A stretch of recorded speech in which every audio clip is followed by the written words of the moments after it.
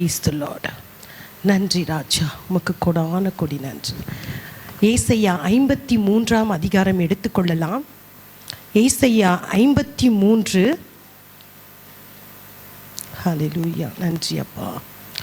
அதில் 7வது வசனம்.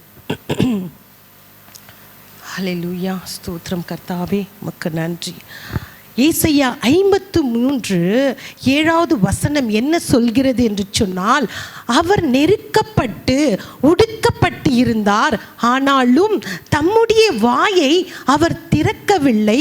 அடிக்கப்படும்படி கொண்டு போகப்படுகிற ஒரு ஆட்டுக்குட்டியை போலவும் தன்னை ஆட்டுக்குட்டியை போலவும் தன் மயிரை சுத்திகரிக்கிறவனுக்கு முன்பாக சத்தமிடாதிருக்கிற ஆட்டை போலவும் அவர் தம்முடைய வாயை திறவாதிருந்தார். அல்லேலூயா. இதை நாம் பார்க்கும் பொழுது கர்த்தரை அவரை கொண்டு போகும் பொழுதும் அடிக்கப்படும் பொழுதும் அவரை எல்லா முடியாத அளவுக்கு அவரை கொடுமைப்படுத்துகிற நேரத்தில் கூட அவர் என்ன செஞ்சிருந்தாராம்? வாயை திறக்காமல் இருந்தார். ஆனால் இப்போ வாயை திறக்கக்கூடியவரான் இருக்கிறார். எப்பொழுது அந்த சதையுமா இரத்தமா நரம்புமா கிழிந்து ரத்தம் ஆறா ஓடுகிற அப்பேற்பட்ட அந்த கொடூரமான வேளையிலே இரத்தத்தை சிந்திக் கொண்டிருக்கிற எலும்பை உடைத்து ஆணிகள் உள்ள நுழையும் போதும் தன் உயிர் போகம் கொண்டு இருக்கிற அந்த நேரத்தில் பிதாவை நோக்கி, ஹல்லேலூயா, யாரிடத்திலும் அவர் பேசவில்லை. அவரை அடிக்கும் இந்த வார்த்தை நமக்கு அழகாக போதிக்கிறது. எல்லா துன்பப்படுகிற நேரத்தில் அவர் அமைதியா இருந்த தேவன் தன் உயிர் போய் கொண்டிருக்கிற அப்பேற்பட்ட கொடூரமான வேளையிலே அவர் பேசக்கூடியவராயிருந்தார். அந்த நேரத்தில் கூட பாருங்க, மனிதனிடத்தில் அவர் பேசல, பிதாவை நோக்கி, பிதாவே தாங்கள் செய்கிறது என்னவென்று அறியாமல் இருக்கிற இந்த ஜனங்களை மன்னிங்க என்று சொல்லி பிதாவை நோக்கி அந்த மன்னிப்புக்குரிய காரியம் பரிதபிக்கிற தேவனான் இருக்கிறார். அல்லேலூயா. எல்லாரும் சொல்லுவாங்க, அவர் கடவுள் தானே, அவர் மன்னிக்குவார், நம்ம என்ன கடவுளான்னு சொல்லுவாங்க. ஆனால் உண்மையிலே நாம் தெரிந்து கொள்ள வேண்டிய மிகப்பெரிய விஷயம் என்னவென்று சொன்னால், ஒரு கடவுளே மன்னிக்கிறார் என்று சொன்னால் அழிந்து போகக்கூடிய நாம் எதற்கு இன்னும் வீம்பா நாம் வாழ்ந்து கொண்டு இருக்கிறோம்? அல்லேலூயா. அநேக இடத்தில் அநேக விதமான வார்த்தைகள், 7 வார்த்தைகள் ஆண்டவர் சிலுவையில் பேசின 7 வார்த்தைகள் ஆழமான சத்தியம் அடங்கி இருக்கிற ஒவ்வொரு வார்த்தைகளை குறித்து அவர் வெளிப்படுத்தியிருக்கிறார். ஒரு மனிதன் மறைக்கிற போது நேரத்தில் அவங்களிடத்துல வார்த்தைகள் வேண்டும் என்று சொல்லி அநேகர் குடும்பங்கள் நிற்பாங்க. கடைசியில் என்ன பேசுவாங்க, கடைசியில் என்ன சொல்லுவாங்க, அது ரொம்ப முக்கியமான வார்த்தையாக இருக்கிறது. அந்த வார்த்தை நான் கேட்கணும், அவருடைய ஆசை என்ன, அவர் என்ன விரும்புகிறார் என்று சொன்னால், ஆனால் கர்த்தர் அந்த கொடூரமான நேரத்தில் கூட 7 வார்த்தைகளை அவர் வெளிப்படுத்துகிறார் என்று சொன்னால், அவர் மனிதன் மீது அளவுக்கு அளவாக வைத்திருக்கிற அன்பு, ஹல்லேலூயா, அந்த அளவுக்கு அதிகமாக வைத்திருக்கிற அன்பை முதலாவது வார்த்தையில வெளிப்படுத்துகிறார். பிதாவே, இவர்களை மன்னிங்க, அவர்களை மன்னிங்க பிதாவே என்று அவர் கூறப்படுகிறவரான் இருக்கிறார். அதில் நாம் கற்றுக்கொள்ள வேண்டிய மிக முக்கியமான வார்த்தை என்னவென்று சொன்னால், மற்றவர்களை ஜட்ஜ் பண்ண நம்மளுக்கு அதிகாரம் இல்லை. அல்லேலூயா. ஜட்ஜ் பண்ணக்கூடியவரே பரிதவிக்கிறவரான் இருக்கும் பொழுது இதில் நாம் கற்றுக்கொள்ள வேண்டிய முக்கியமான காரியம் என்னவென்று சொன்னால், மற்றவர்களை அதிகாரம் பண்ண கர்த்தர் நம்மளுக்கு ரைட்ஸ் கொடுக்கல. ஹல்லேலூயா. அவர் ரைட்ஸ் கொடுக்கல. ஒரு மனிதன் அநேக குறை உள்ளவனாயிருக்கிறான். ஹல்லேலூயா. குறை உள்ளவனாயிருக்கிறான். அவன் அனுதினமும் செய்யக்கூடிய குறைவுகளை அவனுக்கு தெரியாமல் போகிறது. ஆனால் ஒரு மனிதன் தவறு செய்யும் பொழுது அவன் என்ன செய்வான் என்று சொன்னால், அவனுக்கு அந்த தவறு அந்த நேரத்தில் புரியாது. ஒருவேளை 1 நாளோ 2 நாள் ஆகலாம். ஆனால் அவங்க குடும்பமோ இல்லை யாரோ அவனுக்கு என்ன பண்ணுவாங்க, தெளிவிப்பாங்க. அப்பா நீ செய்தது தான் மக, நீ இது தான் தம்பி, இது தான் அண்ணன், நீ இது தான் தப்பு பண்ண, உன்னுடைய தப்புது நிமித்தம் தான் அக்கா, நீ இப்படி என்று குடும்பத்துக்குரியவர்களை குறித்தோ இல்லை வெளியில் ஆள்களை குறித்தோ தவறு செய்யும் பொழுது அவங்களுக்கு வெளிப்படுத்துவாங்க. இது நீ இதனால தான் பிரச்சனை வந்துச்சு, இப்படி வார்த்தை வந்ததுனால தான் பிரச்சனை வந்துச்சு அப்படின்னு சொல்லி சில பேர் தெரிவிப்பாங்க. ஆனால் இங்கே நமக்கு என்ன கர்த்தர் கற்பித்து கொடுக்கிறார் என்று சொன்னால், அந்த நேரத்தில் ஹல்லேலூயா ஒரு மனிதனுடைய தவறு அந்த நேரத்தில் புரியாது. அவனுக்கு நாட்கள் தேவைப்படும். ஒருவேளை 1 வாரம் ஆகலாம், 2 மாதம் ஆகலாம், 1 நாள் ஆகலாம், 2 நாள் ஆகலாம், இல்லை வருஷம் கூட ஆகலாம். அவன் மற்றவர்களை குறித்து அவன் பேசினதோ ஏதோ காரியங்களோ அவன் செய்த தவறுகள் நிமித்தம் உணர்வதற்கு. ஆனால் இங்கே ஆண்டவராகிய உலக இரட்சகர் அவர் தவறு செய்யல, அவர் யாருமே குற்றப்படுத்தல. ஆனால் ஒரு குற்றமுள்ள தேவனாக அவரை படுத்தி நிற்க செய்தார்.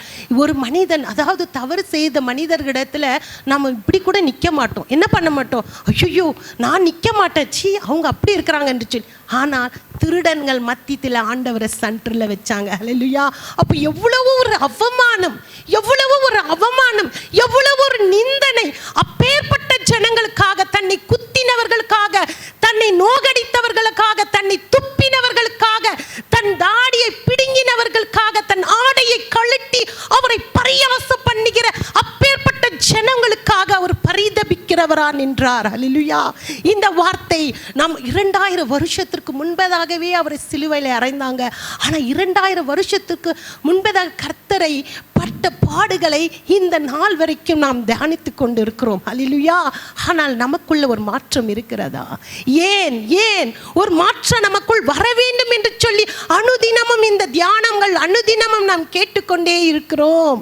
மனிதர்கள் குறை உள்ளவனாய் இருக்கிறான், குறை சொல்லுகிறவனாய் இருக்கிறான். இந்த மனிதன் மனம் மாறுவதே வேண்டும் என்று அவருடைய சித்தமாயிருக்கிறது.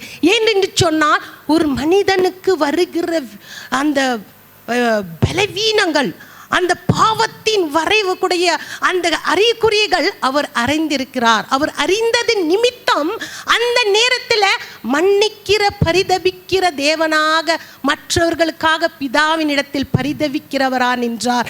ஏன்னா அந்த பாவத்தின் சம்பளம், அந்த பாவத்தின் வலியை அவர் முழுவதும் ஏற்றுக்கொண்டதினால் இனிமேல் என் பிள்ளைகளுக்கு இப்பேற்பட்ட பாவத்தின் வலி வரக்கூடாது என்று சொல்லி அவர் பரிதபிக்கிறார் என்றார். ஹல்லேலூயா. கொலேசியர் எடுத்துக்கலாம். கொலேசியர் 3ஆம் அதிகாரம். ஹல்லேலூயா. கொலேசியர் 3ஆம் அதிகாரம்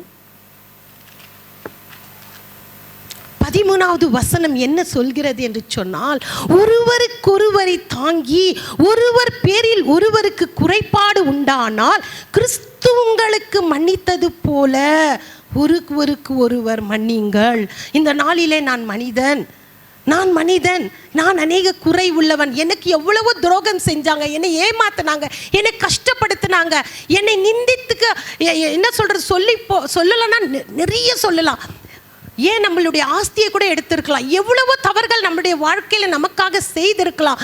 ஆனால் கர்த்தர் அழகாக சொல்கிறார், ஒருவன் பேர் குறைபாடு உள்ளவனாய் இருந்தால் நீங்கள் மன்னிங்கள். ஏன் இந்த மன்னிப்பு ஒரு மனிதனுடைய வாழ்க்கையில் மிகவும் அவசியமாக இருக்கிறது என்று சொல்லி சிலுவையிலே அவர் சொல்லுகிறார் என்று சொன்னார். ஒரு மனிதன் வாழுகிற இந்த பூமியிலே அவன் மற்றவர்களை மன்னிக்கத்தக்க உள்ளவனாக இருக்க வேண்டும். மற்றவர்களை அவன் மன்னிக்கிற அந்த மனப்பான்மை உள்ளவனாக இருக்க வேண்டும். ஏனென்று சொன்னால் குறைபாடு, உண்மையிலே சொல்லணும்னா நம்ம மனுஷருங்க நம்மளுக்குள்ள அந்த குறைபாடு இருக்கும் பொழுது கர்த்தர் நமக்கு பலனாக இருக்கிறார். ஹல்லேலூயா. எப்படி என்று சொன்னால், அவர் நமக்கு பலனாக இருக்கும் பொழுது மற்றவர்களை குறைவுகளை நாம் மன்னிக்கிறதற்கு அவர் நமக்கு பலனாக இருக்கிறார். ஏனென்று சொன்னால், மத்தேயுல நாம் பார்க்கிறோம் இல்லையா, ஆண்டவர் அழகாக ஒரு உபமையை சொல்லுகிறார். மத்தேயு 18வது அதிகாரத்தில் 24 34 வரைக்கும் பார்க்கும் பொழுது அங்கே ஒரு எஜமான் தன் வேலைக்காரனுக்காக 16 தாலந்தை கொடுக்கிறார். ஆனால் அந்த வேலைக்காரனால் அதை திருப்பி கொடுக்க முடியாத சூழ்நிலையில வரும் பொழுது அவன் எஜமானிடத்தில் வந்து என்னால் முடியவில்லையே என்று கேட்கும் பொழுது அந்த எஜமான் அவனை மன்னிக்கிறார். ஹல்லேலூயா. அவனை மன்னிக்கிறார். ஆனால் இந்த வேலைக்காரன் 100 வெள்ளி கொடுத்த அவனுடைய வேலைக்காரன் வந்து என்னால் முடியவில்லையே என்று கேட்கும் பொழுது அவன் இறங்காத இருக்கிறான். இதை எஜமான் அறிந்து இவர்களை கூட்டி இவர் சொல்லுகிறார், உன்னுடைய எஜமான் உனக்கு மன்னித்ததை போல நீர் மற்ற உன்னுடைய வேலைக்காரனை மன்னிக்காமல் போனது நிமித்தம் உன்னை சிறையில் அடைக்கிறேன். ஹல்லேலூயா. தேவன் சிலுவையிலே அப்பேற்பட்ட அந்த கொடூரமான வேலையில் அவர் மன்னிப்பு குறித்து அவர் வெளிப்படுத்துகிறார் என்று சொன்னால் நாம் புரிந்து கொள்ள வேண்டிய முக்கியமான வார்த்தை என்னவென்று சொன்னால், மனிதனுடைய வாழ்க்கையில் மன்னிப்புக்குரிய அடையாளம் அவன் தரித்து கொள்ள வேண்டியதாக இருக்கிறது. ஹல்லேலூயா. இந்த சிலுவையின் அடையாளத்தை நாம் பின்பற்றக்கூடியவர்களாய் இருக்கிறோம் என்று சொன்னால் இந்த மன்னிப்பு என்பக்கூடிய வார்த்தை மனிதனுடைய வாழ்க்கையில் மிக முக்கியமாக இருக்கிறது. ஏனென்று சொன்னால் உன் பிதா உன்னுடைய பாவங்களை மன்னித்ததினால் நீ மற்றவனை மன்னிக்காமல் போனால் உன் பாவம் மன்னிக்கப்படுகிறது இல்லை. ஒரு மனிதன் அநேக தினமும் குறைப்பட்டு இருக்கிறவனுக்கு கர்த்தர் வெளிப்படுத்தக்கூடிய வார்த்தை சிலுவையிலே கொடூரமான அந்த நேரத்தில் மனிதனுக்காக பரிதபிக்கிறவரா நின்றார். ஹல்லேலூயா. அதே மத்தேயு 18ஆம் அதிகாரத்தில் 21, 22 நாம் பார்க்கும் பொழுது அங்கே மத்தேயு 18ஆம் அதிகாரத்தில் 21, 22 பேதுரு வந்து கேட்கிறார் ஆண்டவரை என்னன்னு. அப்பொழுது பேதுரு அவரிடத்தில் வந்து, ஆண்டவரே, என் சகோதரன் எனக்கு விரோதமாக குற்றம் செய்தால் நான் எத்தனை தரம் மன்னிக்க வேண்டுமோ? 7 தரம் மட்டுமோ என்று கேட்டான். அதற்கு இயேசு இங்க என்ன சொல்றாருன்னா, 7 தரம் மட்டுமல்ல 70 தரம் மட்டும் என்று உனக்கு சொல்லுகிறேன். ஒரு வார்த்தையிலும் கர்த்தர் ஆழமான சத்தியத்தை அவர் வெளிப்படுத்திருக்கிறார். ஏன் இந்த இடத்துல 70 சொல்லுறார்? ஏன் இந்த இடத்துல 70 சொல்றார் என்று சொன்னால், சங்கீதத்தை எடுத்துக்கொள்ளலாம். சங்கீதம் 90ஆம் அதிகாரத்தில், ஹல்லேலூயா மராட்சா, சங்கீதம் 90ஆம் அதிகாரத்தில் 10வது வசனம் என்ன சொல்கிறதுனா, 90ஆம் அதிகாரத்தில் 10வது வசனம், எங்கள் ஆயுசு நாட்கள் 70 வருஷம், பெலத்தின் மிகுதியால் 80 வருஷமாயிருக்கிறது. ஒரு மனிதனுடைய வாழ்க்கையில அவன் 70 வருஷம் அவன் வாழ்கிறான் என்று சொன்னால், அது ஒருவேளை அவன் சரீரத்தை நன்றாக வைத்து கொண்டிருந்தால், அப்போ 80 வருஷம் எதை கூட்டுகிறது என்று சொன்னால் கிருபை. ஆண்டவருடைய கிருபை இருந்தால் ஒரு மனுஷனுடைய வாழ்க்கையில அவன் ஆயுசு நாட்கள் விருத்தி அடையும். ஹல்லேலூயா. ஆனால் இங்கே 70 வருஷம் என்று குறிக்கிறது சொல்றார் என்று சொன்னால், உன் ஆயுசு நாட்கள் நீ ஜீவனோடு வாழும் வரை நீ மற்றவர்களை மன்னிக்க கற்றுக்கொள் என்று சொல்லி சிலுவையிலே நமக்கு வெளிப்படுத்தக்கூடியவராக இருக்கிறார். ஹல்லேலூயா. சிலுவையிலே நாம் நமக்காக வெளிப்படுத்தக்கூடியவராக இருக்கிறார். இந்த நாளிலே அவருடைய வார்த்தைகளை கேளாமல் போனால், ஹல்லேலூயா, ஒரு மனுஷ சாகிறதுக்கு முன்பதாக சொல்லக்கூடிய வார்த்தைகளை நிறைவேற்ற குடும்பங்கள் அவளோடு இருப்பாங்க. ஆனால் கர்த்தர் நமக்காக வெளிப்படுத்தியிருக்கிற இந்த வார்த்தைகளை நாம் கேளாமல் போனால், ஹல்லேலூயா, நாம் மன்னிக்காமல் போனால் நம்முடைய மீறுதல்களும் நம்முடைய பாவங்களையும் ஒருபோதும் அவர் மன்னிக்க மாட்டார். மன்னிக்கிறதற்கு வாய்ப்பே இல்லாமல் போகும். ஏனென்று சொன்னால் நம் இருதயத்தில் அவர் வாசம் செய்யக்கூடியவராக இருக்கிறார். நம்முடைய இருதயத்தில் அவர் வாசம் செய்யக்கூடியவராக இருக்கிறார். எடுத்துக்கொள்ளலாம் நீதிமொழிகள் 19வது அதிகாரம். ஆமென், நன்றி ராஜா. நீதிமொழிகள் 19வது அதிகாரத்தில் வசனம் 11வது வசனம் என்ன சொல்கிறது என்று சொன்னால், மனுஷனுடைய விவேகம், ஹல்லேலூயா, மனுஷனுடைய விவேகம் அவன் கோபத்தை அடக்கும், குற்றத்தை மன்னிப்பது அவனுக்கு மகிமை. ஹல்லேலூயா. இந்த நாட்களிலே கிறிஸ்துவுக்குள் அன்பான சகோதர சகோதரிகளே, நாம் புரிந்து கொள்ள வேண்டிய மிக முக்கியமான ஒரு வார்த்தை என்னவென்று சொன்னால், நம்முடைய வாழ்க்கையிலே மன்னிப்புக்குரிய என்ன அடையாளம் நமக்குள் இருக்க வேண்டும். ஏன் கர்த்தர் அப்பேற்பட்ட கொடூரமான நேரத்தில் கூட உரக்க சத்தமிட்டு இந்த என்னை நோகடித்தவர்களை மன்னிங்க என்று சொல்றாருன்னா, அவங்க அறியாமல் செஞ்சிட்டாங்க என்று சொல்றாரு. ஹல்லேலூயா. அவர்கள் தாங்கள் செய்கிறது என்னவென்று அறியாமல் செய்கிறார் செய்கிறார்கள், இவர்களை மன்னியும் பிதாவே என்று சொல்லி அப்பேற்பட்ட கொடூரமான நேரத்தில் பிதாவை நோக்கி ஜெபிக்கிறவராக இருந்தார். இன்றைக்கு நமக்குடைய வாழ்க்கையில் ஒரு பிரச்சனையோ ஒரு பலவீனமோ இல்லை உயிர் போகிற அந்த நிலைமையில கூட நாம் ஜெபிக்கக்கூடியவர்களாக இருக்க மாட்டோம். அல்லேலூயா. அநேக காரியங்களை குறித்து சிந்தித்து கொண்டிருப்போம். ஆனால் அந்த நேரத்தில் அவர் பிதாவை நோக்கி ஜெபிக்கிறார் என்று சொன்னால், என்னுடைய பிள்ளைகள் மகிமையை உணர்ந்து மகிமை என்ற பரிசுத்த ஆவியை பெற்றுக்கொண்டு தேவனுடைய சிங்காசனத்தில் வீற்றிருக்கிற இரட்சகராகிய இயேசு கிறிஸ்துவின் வலது பரிசத்தில் வீற்றிருக்க வேண்டும் என்று வாஞ்சை, ஏக்கம், எண்ணம் அவருக்குள் இருந்தது நிமித்தம் மன்னிப்பை குறித்து வெளிப்படுத்துகிறார். ஹல்லேலூயா. இந்த நாளில கூட அவருடைய வார்த்தை கேளாமல் போனால், அவரை விட்டு நாம் விலகி போனால், இப்பேற்பட்ட மகிமையும் நம்மிடத்தில் இழந்து போகக்கூடியவர்களாக இருக்கிறோம். ஏனென்று சொன்னால், அந்த நாளிலே அவர் செய்த அதிசயங்களும் அவர் செய்த அற்புதங்களும் எல்லாவற்றையும் பார்த்தார்கள். ஆனாலும் அவரை குற்றவாளி கூண்டில் நிறுத்தினார்கள். ஹல்லேலூயா. இன்றைக்கு ஆண்டவர் யார், அவர் எப்பேற்பட்டவர், அவருடைய அன்பு எப்பேற்பட்டது, அவர் நமக்காக என்ன செய்தார், எப்படி நம்மளை மீட்டெடுத்தார் என்று நாம் உட்கார்ந்து கொண்டிருக்கிற நமக்கு எல்லோருக்கும் தெரியும். தெரிந்தும் அவருடைய வார்த்தைக்கு நாம் செவி கொடுக்காமலும் அவருடைய வார்த்தைக்கு கீழ்ப்படியாமல் போனால், அவர்களைப் போல நாமும் சிலுவையிலே அவரை அறியக்கூடியவர்களாக நிற்கிறோம். ஹல்லேலூயா.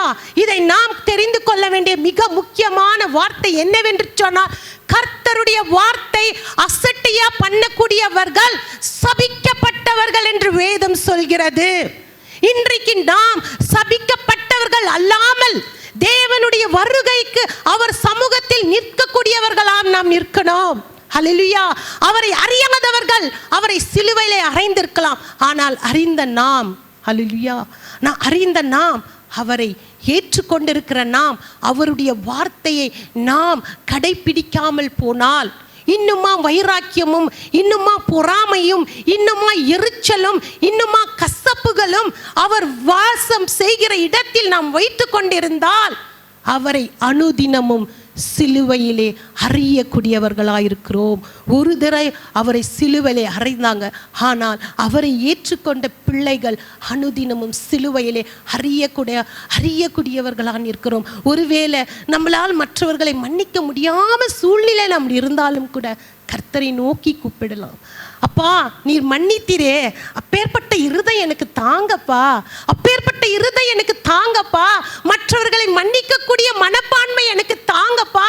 ஏனென்று சொன்னால், நான் குறைவுள்ளவனா இருக்கிறேன் அப்பா உம்முடைய சமூகத்தில் என்று கேட்கும் பொழுது நிச்சயமா நம்மை மன்னிக்கக்கூடியவராயிருக்கிறார். அதே போல நாம் மற்றவர்களை மன்னிக்கும்படி நமக்கு அந்த மனப்பான்மை கர்த்தர் கொடுக்க அவர் வல்லவராயிருக்கிறார். ஹல்லேலூயா. நாம் எல்லோரும் ஒப்பு கொடுத்து தேவனுடைய சமூகத்தில் அனுதினமும் உணர்வுள்ளவர்களாக வாழுவோம். உணர்வுள்ளவர்களாக வாழலும் என்று சொன்னால், மற்றவர்களை மன்னிக்கக்கூடியவர்களாக நாம் வாழும்போது தேவனுடைய மகிமையை நாம் பெற்றுக்கொள்கிறவர்களாயிருப்போம். ஹல்லேலூயா. ஆமென்.